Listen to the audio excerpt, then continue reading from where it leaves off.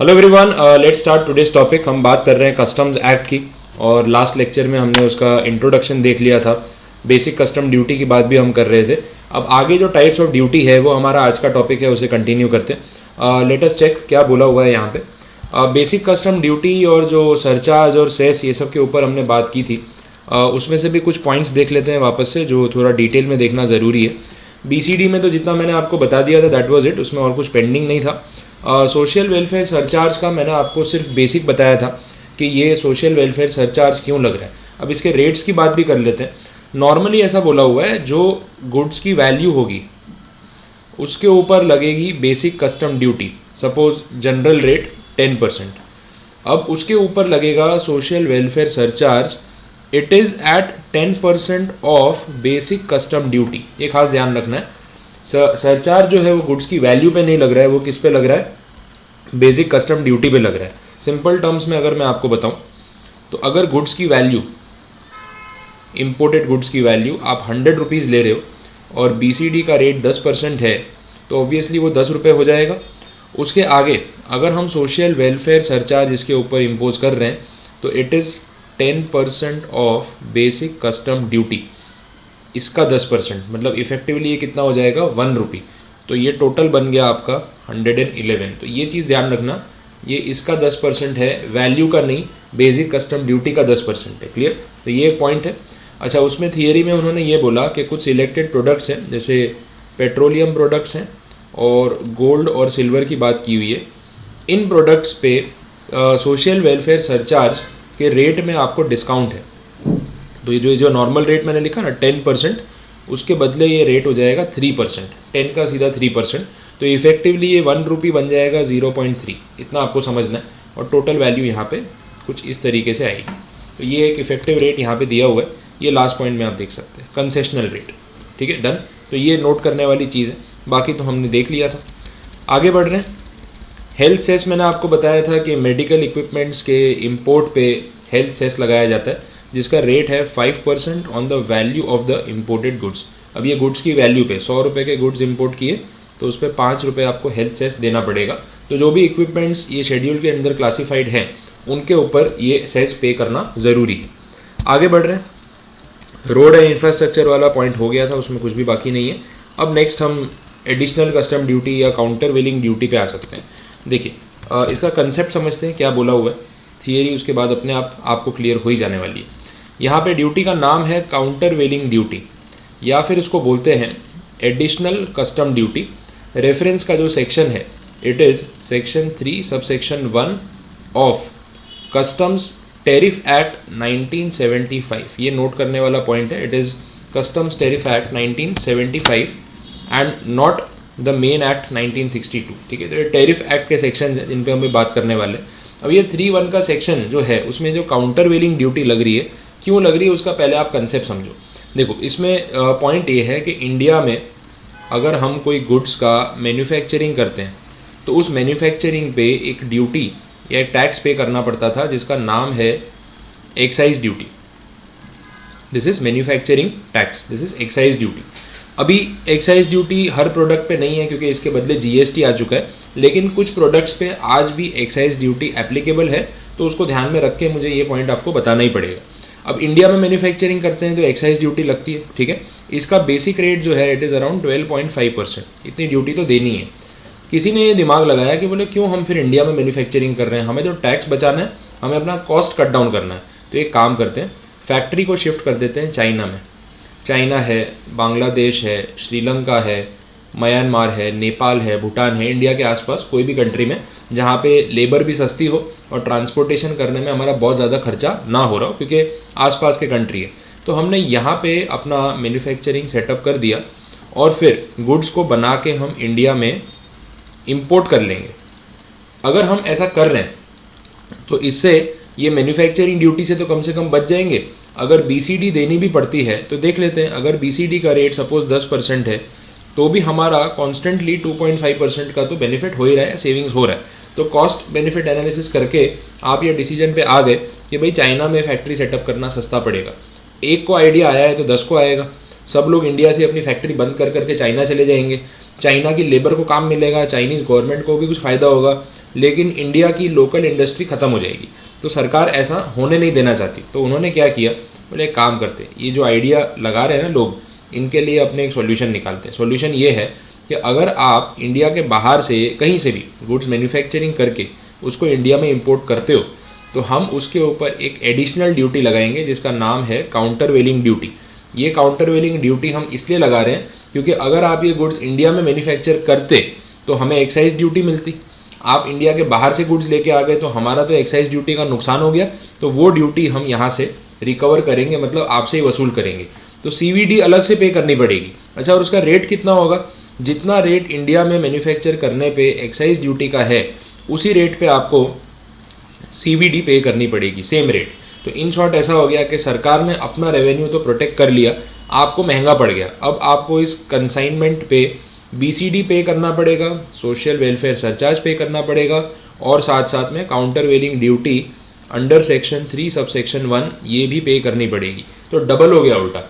आप CVD बचाने या एक्साइज ड्यूटी बचाने गए, अब आपको एक्साइज ड्यूटी के बराबर CVD तो भरनी पड़ेगी और बेसिक कस्टम ड्यूटी भी पे करनी पड़ेगी।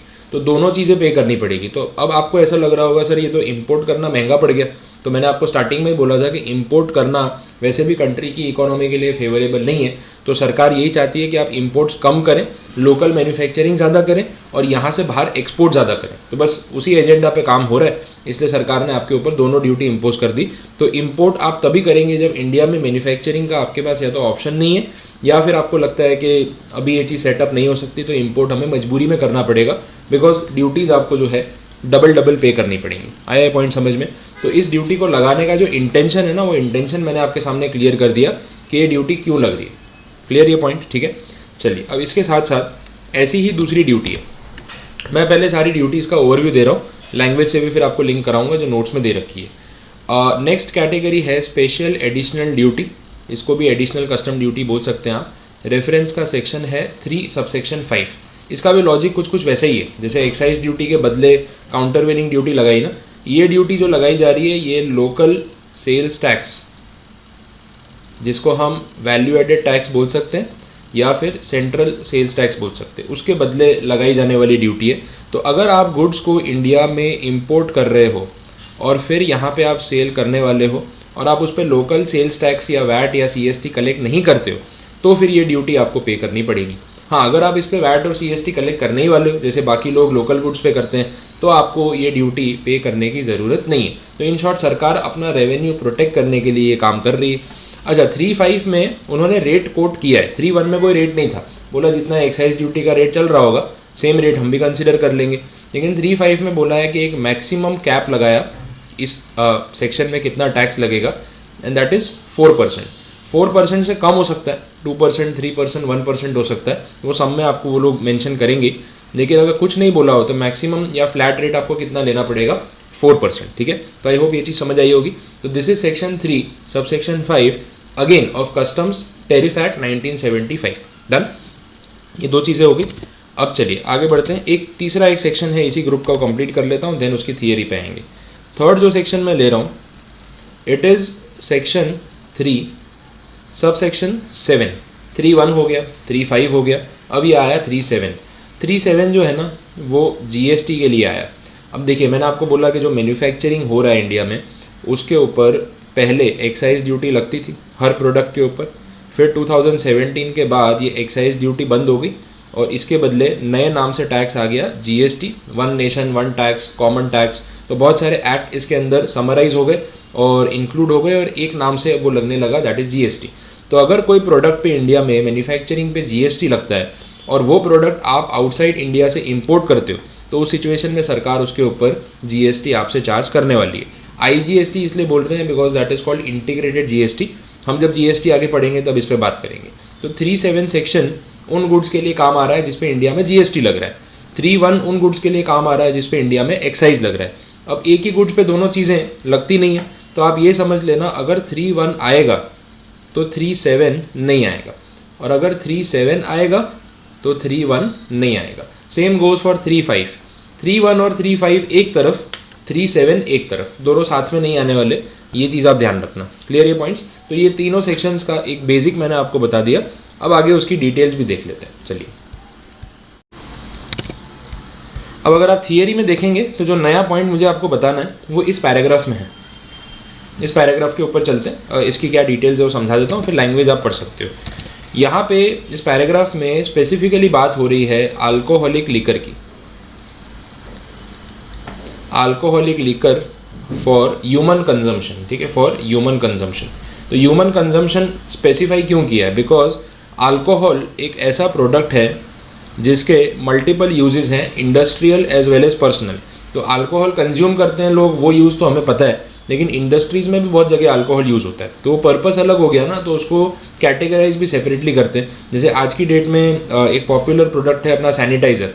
तो सैनिटाइज़र में आप देखते हो कि भाई अल्कोहल का जो परसेंटेज है वो 70% से भी ज़्यादा होता है, कहीं कहीं तो 90%, 99% भी अल्कोहल ही दे रहे हो। तो alcoholic consumption is not only for consuming as a product, as a goods और अ बेवरेज, उसको आप इंडस्ट्रीज़ में भी अलग अलग प्रोडक्ट्स में, प्रोसेसेस में यूज़ करते हैं एज अ स्पिरिट, ठीक है, ये भी होता है। तो यहाँ पे स्पेसिफिक किसको हाईलाइट किया? Alcoholic liquor for human consumption and not for industrial purpose, ये खास आप पहले तो ध्यान रखना। अब कंडीशन यहाँ पे ये है कि जो एक्साइज के रूल्स हैं उसका एक एक्ट है, सेंट्रल एक्साइज एक्ट 1944। ये एक्ट में जो एक्साइज ड्यूटी कलेक्ट होती है वो एक्साइज ड्यूटी कौन कलेक्ट करता है? तो कलेक्ट होती है बाय द सेंट्रल गवर्नमेंट। तो ये सारा पैसा सेंट्रल गवर्नमेंट को जाता है। अब जब ये एक्ट पढ़ते हैं डिटेल में तो वहाँ पे ना कुछ एक्सक्लूजन्स हैं। एक्सक्लूजन्स का मतलब कुछ पर्टिकुलर प्रोडक्ट्स हैं जिनके ऊपर सेंट्रल गवर्नमेंट एक्साइज ड्यूटी नहीं लगा सकती और नहीं लगाती है। उसमें से एक प्रोडक्ट है अपना alcoholic liquor for human consumption. तो इसका मतलब वहाँ पे ये लिखा हुआ है कि अगर स्टेट गवर्नमेंट चाहे तो स्टेट एक्साइज, ठीक है, स्टेट एक्साइज ड्यूटी इस नाम से वो खुद मैन्युफैक्चरिंग ड्यूटी लगा सकते हैं, दैट इज़ ओके, क्योंकि सेंट्रल गवर्नमेंट एक्साइज ड्यूटी नहीं लगा रही तो भाई हम नहीं चार्ज कर ले, आप कर रहे हो। तो स्टेट गवर्नमेंट ने बोला फिर हमें मौका मिल रहा है तो हम अपना रेवेन्यू क्यों जाने देंगे। तो अब पॉइंट ये है कि अगर राजस्थान में अल्कोहलिक लिकर मैन्युफैक्चर हो रही है तो राजस्थान की जो स्टेट गवर्नमेंट है वो एक्साइज ड्यूटी चार्ज कर सकती है।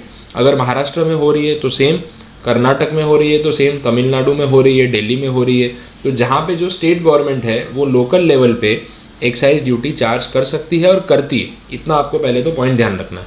अब हुआ ये कि सपोज़ आप यूके से या जैसे स्कॉटलैंड से, स्कॉटलैंड बड़ा फेमस है स्कॉच विस्की के लिए, that is alcoholic liquor for human consumption. तो आपने स्कॉटलैंड से लीकर इंपोर्ट की। अब लीकर इंपोर्ट की तो कस्टम डिपार्टमेंट BCD चार्ज कर रहा है, सरचार्ज चार्ज कर रहा है, CVD चार्ज कर रहा है अंडर 3(1). आपने बोला भाई CVD क्यों पे करेंगे हम, क्योंकि इंडिया में तो सेंट्रल एक्साइज एक्ट में अल्कोहलिक लिकर पे ड्यूटी है ही नहीं, तो फिर आप CVD कैसे चार्ज कर सकते हो? आपका ये आर्ग्यूमेंट है। बट वो बोल रहे हैं कि भाई सेंट्रल गवर्नमेंट अगर एक्साइज ड्यूटी नहीं चार्ज करती तो कोई बात नहीं, हम एज अ स्टेट गवर्नमेंट तो ड्यूटी चार्ज कर सकते हैं ना, और कर ही रहे ना, तो फिर उसके बदले हम CVD क्यों नहीं लगा सकते। तो ये जो डिस्प्यूट था उस पर क्लैरिफिकेशन वही है कि भाई central government excise duty charge नहीं करती, इट इज़ ओके, क्योंकि स्टेट गवर्नमेंट चार्ज करती है तो कस्टम डिपार्टमेंट को आप पे 3(1) की CVD लगाने का पूरा राइट मिल गया इस पॉइंट की वजह से। अब आप बोलोगे सर फिर कितने रेट पे लगाएंगे, तो इसमें कॉमन सेंस वाला पॉइंट हम यूज़ कर सकते हैं कि अगर आप महाराष्ट्र में लीकर इंपोर्ट कर रहे हो तो महाराष्ट्र की स्टेट गवर्नमेंट लीकर मैन्युफैक्चरिंग पे जो भी एक्साइज ड्यूटी लगाती है वही रेट आपके कंसाइनमेंट पे इम्पोज हो जाएगा।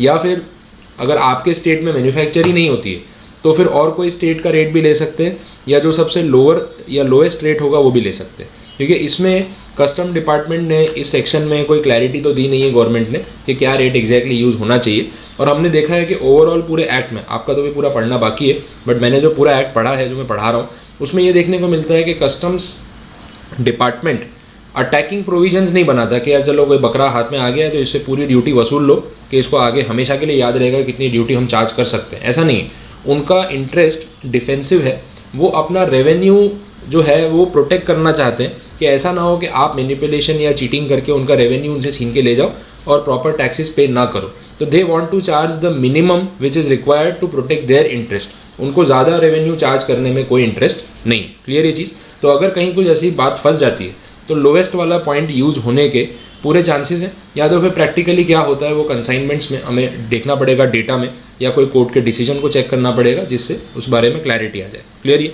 तो अब आप ये पैराग्राफ पढ़ेंगे ना तो एक बार आप अभी इसको रीड करके रख लो, देख लो जो मैंने अभी समझाया उससे लैंग्वेज को रिलेट कर लो। वीडियो को एक बार आप पॉज करके देख सकते हो, पहले पढ़ लो आराम से कि समझ में आ रहा है कि नहीं, आ जाए तो फिर आगे बढ़ो। ऑब्वियसली इसमें से क्लियर हो जाएगा, कोई प्रॉब्लम वाली बात नहीं है। चलिए आगे बढ़ते हैं। नेक्स्ट पॉइंट, कैलकुलेशन वाला ये जो पार्ट है ना, ये मैं लास्ट में सम्स के साथ समझाने वाला हूँ, तो अभी मैंने इस पर बात नहीं की है, कोई टेंशन वाली बात नहीं। इसके बाद जो नेक्स्ट टेबल ये दे रखा है, ये टेबल एक बार देख लो क्या बोला है इसके अंदर, ठीक है। ये टेबल का हेडिंग सबसे इंपॉर्टेंट है। This table is applicable for section 3 subsection 1 only. तो जब आप CVD का कैलकुलेशन कर रहे हो ना, ये टेबल सिर्फ तब काम आएगा, ना 3.5 में, ना 3.7 में, ना BCD में, ना और कोई सरचार्ज में। ये सिर्फ तभी काम आएगा when you are calculating duty payable under section 3 subsection 1। अब इसमें बोला है कि जो भी कंसाइनमेंट आपने इंपोर्ट किया होगा, तो आपने ना उसकी कुछ इंपोर्ट वैल्यू बताई होगी कि भाई हमने इतने अमाउंट पे ये कंसाइनमेंट इंपोर्ट किया, तो that is called transaction value. मैं ऐसे लिख रहा हूँ, ट्रांजैक्शन वैल्यू, जो एक्चुअल वैल्यू है जिस पे आपने इंपोर्ट किया, एक्चुअल वैल्यू। हो सकता है कि आप बता रहे हो कि मेरे कंसाइनमेंट की वैल्यू है 1 लाख रुपए, या पर यूनिट ले लेते हैं, ज़्यादा इजी रहेगा। जो भी आपने मोबाइल फ़ोन्स या कोई भी यूनिट आपने इंपोर्ट किया है, तो पर यूनिट आपने वैल्यू शो की है 15,000 रुपीज़, ठीक है। अच्छा, अब डिपार्टमेंट ये बोल रहा है कि इस प्रोडक्ट के बॉक्स पे, पैकिंग पे जो MRP है, या जिसको अपने बोलते हैं यहाँ पे रिटेल सेलिंग प्राइस, अपने लोकल लैंग्वेज में MRP बोलते हैं, यहाँ पे वर्ड यूज़ किया RSP, retail selling price. MRP printed है 17,500, ठीक है। और डिपार्टमेंट ये भी बोल रहा है कि हमने ना अपने टैरिफ में, ठीक है, एक टैरिफ वैल्यू डिटरमाइन की है। टैरिफ वैल्यू इसलिए डिटरमाइन की है क्योंकि हमें आपकी इस वैल्यू पे भरोसा नहीं है, क्योंकि लोग इसमें मैनिपुलेशन करते हैं, जानबूझ के कम अमाउंट का बिल बनवाते हैं ताकि ड्यूटी सेव कर सके। तो बार बार ये प्रॉब्लम आती है। तो हमने क्या किया, अपने टैरिफ चार्ट में इस प्रोडक्ट की एक पर यूनिट वैल्यू डिसाइड कर रखी है, and that value is suppose 16,500, कुछ भी हो सकती है, 18,500 हो सकती है, 19 हो सकती है, कुछ भी हो सकती है। तो मैं एक बार 16,500 ले रहा हूँ। अब पॉइंट ये है कि ये 3 वैल्यूज अवेलेबल है, एक सरकार की डिफाइन की हुई टैरिफ वैल्यू, एक मैन्युफैक्चरर की बॉक्स पे प्रिंट की गई RSP या MRP, और एक वो वैल्यू जिस पे हमने इंपोर्ट किया। पॉइंट ये है कि CVD अंडर सेक्शन 3(1) अगर कैलकुलेट करना हो तो कौन सी वैल्यू पे करें। तो इसमें बोला है कि रैंकिंग दी गई है इन तीनों वैल्यूज़ को, सबसे सुपीरियर है सरकार की डिफाइन की गई tariff value, this is number 1। उसके बाद आती है RSP या MRP, और उसके बाद आती है आपकी ट्रांजैक्शन वैल्यू। अगर तीनों वैल्यू क्वेश्चन में अवेलेबल है तो आपको टैरिफ वैल्यू को प्रायोरिटी देनी है, RSP और ट्रांजैक्शन वैल्यू से कोई फ़र्क नहीं पड़ेगा। अगर मान लो टैरिफ वैल्यू डिफाइंड नहीं है तो next best option is MRP, और अगर वो भी डिफाइंड नहीं है तो उसके बाद जो ऑप्शन है दैट इज़ ट्रांजैक्शन वैल्यू। तो ये 3 पॉइंट्स आपको यहाँ पे ध्यान में रख के चलने। दिस इज़ एप्लीकेबल, अगेन बोल रहा हूँ, ओनली फॉर 3(1), तो कोई मिक्सअप मत करना, कन्फ्यूजन मत रखना। डन, क्लियर यहाँ तक? चलिए, तो ये टेबल जब आगे कहीं काम आएगा तो मैं बात करूँगा इस पर। देखो, अब ये टेबल का ना वैल्यू या इसका जो यूज़ है प्रैक्टिकली वो बहुत कम हो चुका है, क्योंकि आप समझो एक्साइज ड्यूटी जो है वो अगर लगेगी तो ये आएगा 3(1), और 3(1) आएगा तो ये टेबल काम आएगा। अब आप जानते हो कि आज की डेट में 95% से ज़्यादा गुड्स पे एक्साइज ड्यूटी खत्म हो चुकी है, और अब क्या आ चुका है, GST आ चुका है। तो बिकॉज GST आ गया है, वो 3(7) में कवर होता है, 3(7) आएगा तो ये टेबल ही नहीं आने वाला है। तो बहुत कम प्रोडक्ट्स रह गए, पेट्रोलियम प्रोडक्ट्स या alcoholic liquor for human consumption, very few, जिसके ऊपर ये टेबल कभी ना कभी यूज़ हो सकता है, अदरवाइज इसका कोई यूज़ नहीं होने वाला। डन, तो ये 3(1) का टेबल आपका कंप्लीट हो चुका है। आगे बढ़ रहे हैं, वो जो मैंने आपको हायरार्की बताई ना, superiority, tariff value, RSP, transaction value, देखो यहाँ पे लिखा भी हुआ है, तो आपको कोई कन्फ्यूजन नहीं होगा। आप सीधा ये रैंकिंग फॉलो कर सकते हो। वो table exam point of view से इतना इंपॉर्टेंट नहीं, ठीक है। तो उसके अंदर इतना कुछ जो लिखा है वो आप इग्नोर करोगे तो भी चलेगा। वेटेज लिमिटेड है तो हम एक एक वर्ड पे बहुत ज़्यादा फोकस नहीं भी करें तो इट इज़ ओके। 3(5) में मैंने जितना आपको कंसेप्ट पीछे भी समझाया ना, उतना मोर देन इनफ है। 4% वाला पॉइंट मैंने बताया, लोकल टैक्सेस वाला पॉइंट बताया, उतना ही है। तो इसके अंदर और कोई रिमेनिंग पॉइंट है नहीं। और ये जो कैलकुलेशन दिया है वो प्रैक्टिकल कंप्यूटेशन का पार्ट है, जो मैं चैप्टर के एंड में करवाने वाला हूँ, वहाँ पे इसको डिस्कस करेंगे। नीचे ये जो स्टोरी दे रखी है ये 3(7) वाली स्टोरी है। अब GST जब पढ़ेंगे तो डिटेल में इस पर बात करेंगे, तो तब आपकी समझ में आ जाएगा। मैं इंटेंशनली अभी इसकी लैंग्वेज पे नहीं जा रहा हूँ, क्योंकि GST स्टार्ट ही नहीं किया है ना, तो फिर वो पता ही नहीं चलेगा कि बात कहाँ जा रही है। नेक्स्ट ब्लॉक पे चलते हैं या नेक्स्ट सेक्शन पे चलते हैं, that is section number 6, it is called protective duty. ये प्रोटेक्टिव ड्यूटी सरकार कैसे यूज़ करती है देख लेते हैं। देखो मेन यहाँ पे सेक्शन 6 में प्रोटेक्टिव ड्यूटी लगाने का पर्पस क्या है। सरकार को बहुत बार इंपोर्ट एक्सपोर्ट के साथ साथ डिमांड और सप्लाई को बैलेंस करना पड़ता है। डिमांड और सप्लाई अगर अनइवन हो जाते हैं मार्केट में तो उससे या तो प्राइस बहुत सीवियरली ड्रॉप हो जाता है या फिर प्राइस बहुत सीवियरली ग्रो हो जाता है। तो ये बहुत ज़रूरी है कि प्राइस को बैलेंस किया जाए डिमांड सप्लाई के हिसाब से, और प्रोडक्ट्स कभी बहुत ओवर कॉस्टली हो जाते हैं, कभी बहुत सस्ते हो जाते हैं, ऐसा नहीं होना चाहिए। तो इसके लिए गवर्नमेंट ये प्रोटेक्टिव ड्यूटी का अपना पावर यूज़ करती है, और ऐसे रिसेंट टाइम में काफ़ी एग्जांपल्स हो चुके हैं जहाँ गवर्नमेंट ने ऐसे एक्शंस लिए। मैं आपको पिछले कुछ 5-7 साल का डेटा अगर बताऊं तो गोल्ड एक प्रोडक्ट है जिसमें ये हो चुका है, अनियंस में हो चुका है, पल्सेस, ठीक है, जो दाल होती है दाल में हो चुका है। ये सब प्रोडक्ट्स पे सरकार ने time and again protective duty का यूज़ किया है। शुगर केन पे भी हो चुका है, शुगर केन एंड शुगर, ठीक है, imported sugar and local sugar, ये सब प्रोडक्ट्स पे सरकार ने इस तरीके की प्रोटेक्टिव ड्यूटी का यूज़ किया।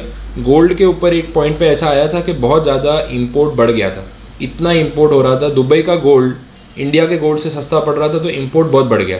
सरकार ने बोला यार ये तो गलत बात है, इतना ओवर सप्लाई, इससे गोल्ड का जो रेट है वो नीचे जा रहा है, तो इसको बैलेंस करने के लिए हम एक काम करते हैं, प्रोटेक्टिव ड्यूटी जो है वो लगा देते हैं, ताकि दुबई से आने वाला गोल्ड इंडिया में मिलने वाले गोल्ड के बराबर हो जाए प्राइस में, और लोग इंपोर्ट करना ही बंद कर दें, क्योंकि फ़ायदा नहीं होगा ट्रेडर्स का, इंपोर्ट नहीं करेंगे तो धीरे धीरे डिमांड और सप्लाई बैलेंस हो जाएगा, वो इक्विलिब्रियम में आ जाएगा, और अपने आप जो प्राइस है वो अपने लेवल पे रहेगा और बहुत ज़्यादा फ्लक्चुएशन नहीं होगा।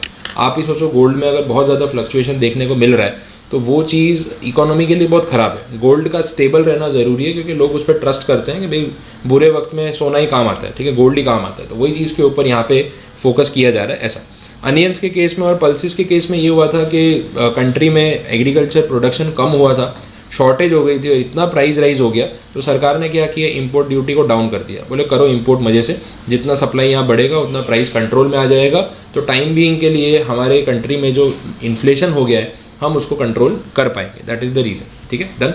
तो ये बेसिक आइडिया है बिहाइंड सेक्शन 6 प्रोटेक्टिव ड्यूटी।